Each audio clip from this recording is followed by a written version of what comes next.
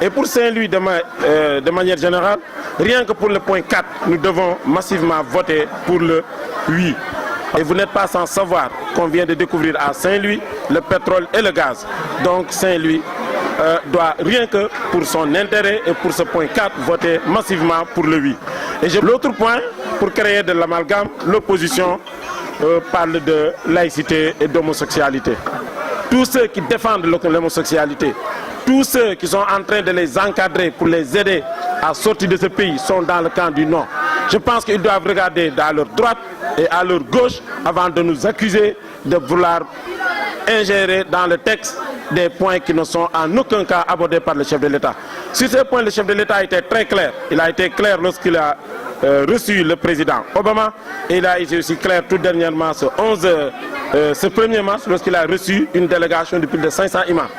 Il a dit clairement que tant qu'il est en vie et président de la République, jamais ces points ne seront légalisés dans ce pays.